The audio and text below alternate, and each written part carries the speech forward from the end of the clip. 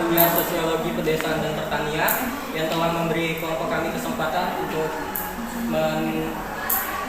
menjelaskan hasil diskusi kelompok kami.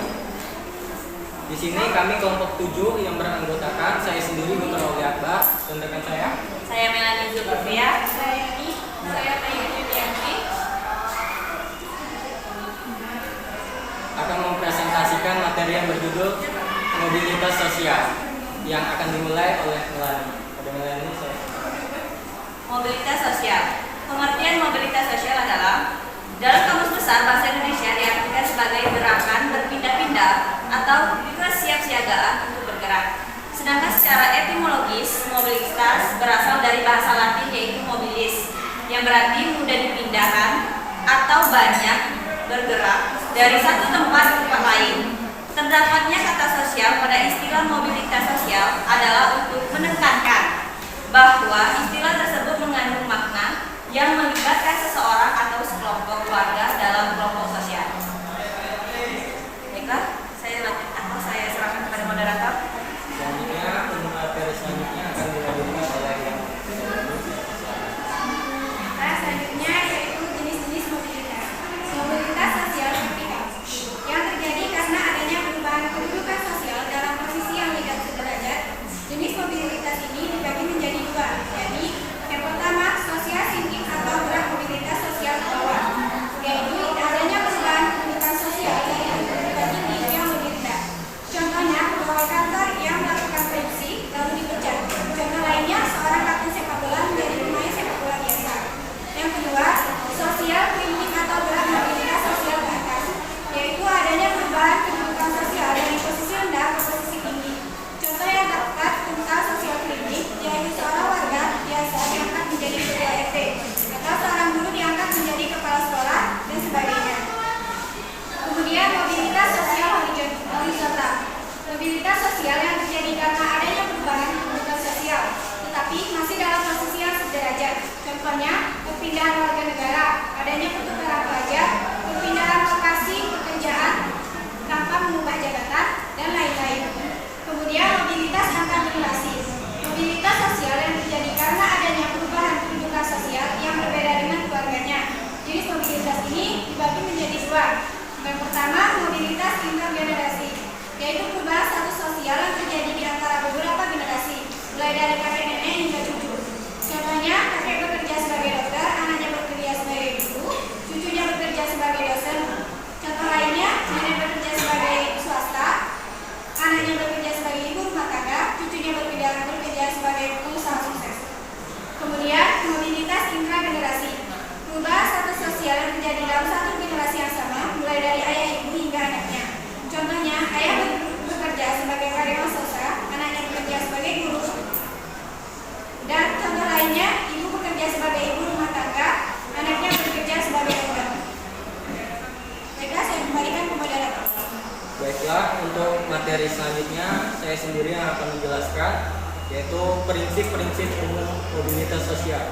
Yang pertama, tidak ada masyarakat yang memiliki sistem stratifikasi sosial yang mutlak tertutup, di mana sama sekali tidak ada mobilitas sosial vertikal dalam masyarakat yang menerapkan sistem kasta sekalipun. Proses mobilitas sosial vertikal pasti terjadi, hanya saja frekuensinya sangat terbatas. Misalnya, turun dari kasta atas karena melakukan penyimpangan norma, atau dari kasta bawah bisa naik ke kasta yang lebih tinggi untuk melalui perkawinan. Dan untuk prinsip kedua, berapapun terbuka sistem stratifikasi sosial tak mungkin bersifat mutlak terbuka. Artinya mobilitas sosial tidak dapat dilakukan sebatas-batasnya. Sedikit banyak pasti ada hambatan-hambatannya, terutama untuk mobilitas sosial vertikal naik. 3. Sistem stratifikasi sosial dalam masyarakat cenderung bersifat relatif terbuka atau relatif tertutup. Pada masyarakat, satu memiliki sistem stratifikasi sosial yang relatif lebih terbuka dibandingkan masyarakat lainnya, atau sebaliknya. Ini berarti bahwa fenomena terjadi mobilitas sosial dalam masyarakat cukup beragam. 4. mobilitas sosial yang berlaku secara umum bagi setiap tipe masyarakat tidak mungkin ada.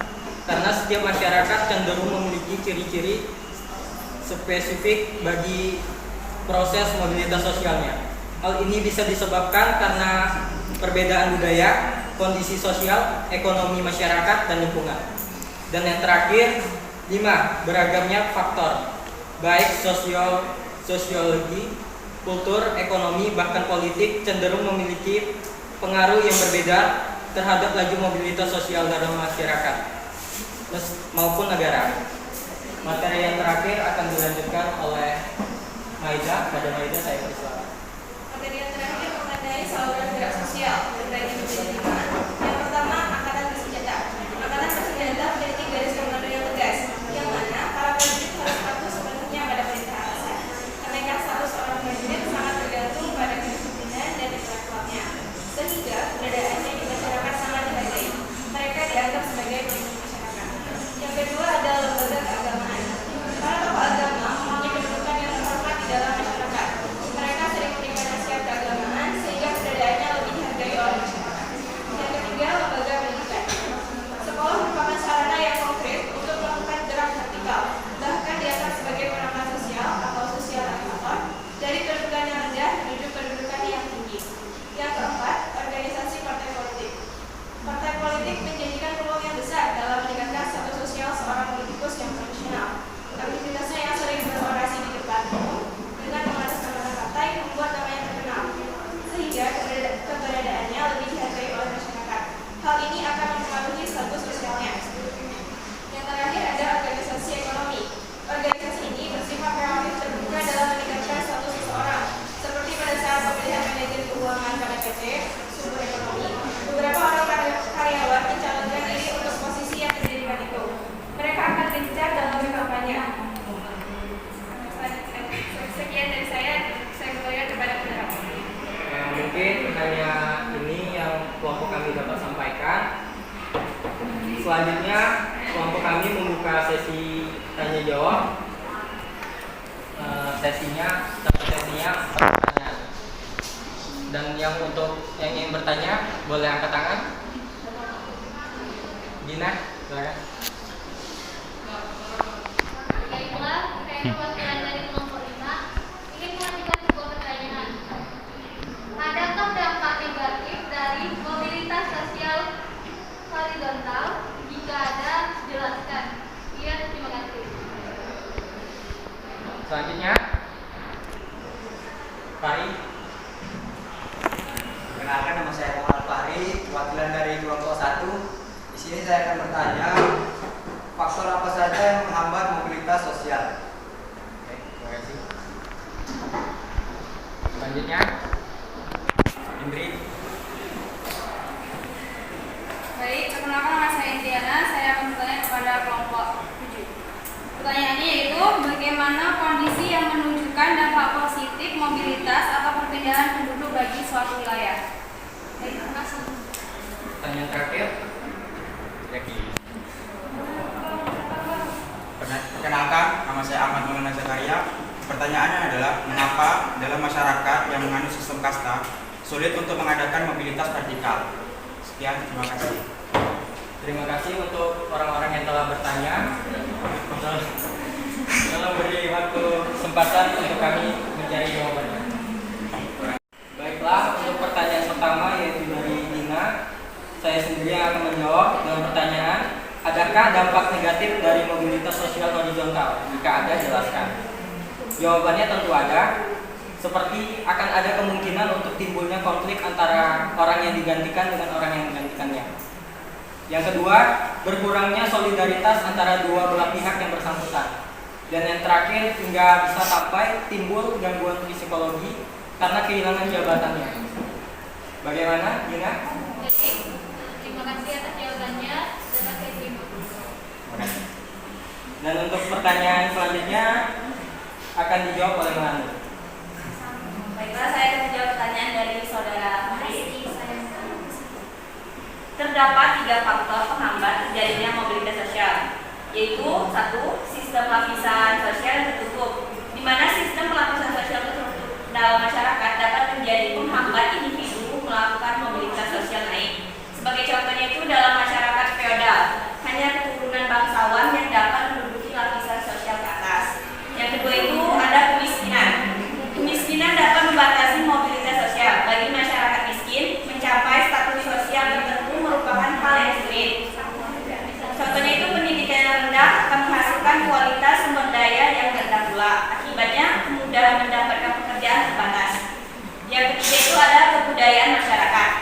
Kebudayaan yang masih bersifat tradisional akan menghambat mobilitas sosial. Masyarakat yang masih bersifat tradisional menolak masuknya kebudayaan baru karena masih berpegang teguh pada budaya yang ia anut. Apakah saudara Fahri puas dengan jawabannya? Puas. Terima kasih.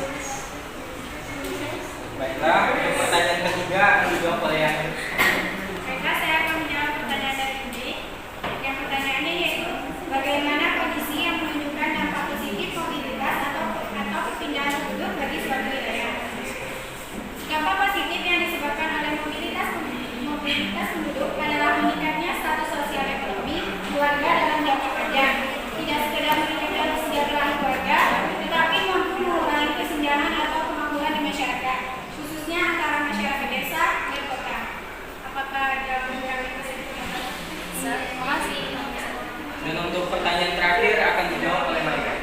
Baik, saya beri yang pertanyaan dari Zaki dengan pertanyaan, kenapa dalam masyarakat yang mengalami sistem kasta sulit untuk mengadakan mobilitas vertikal? Karena masyarakat berkasta status sosialnya berdasarkan kelahiran atau keturunan, sehingga tidak memungkinkan seseorang untuk bekerja secara vertikal maupun horizontal. Apakah jawabannya sudah diterima? Ya, saya dapat menerimanya. Terima kasih. Saya ucapkan terima kasih pada teman-teman yang telah memberi pertanyaan. Kalau ada kurang saya ucapkan mohon maaf. Saya akhiri. Wabillahi taufiq wal hidayah. Wassalamualaikum.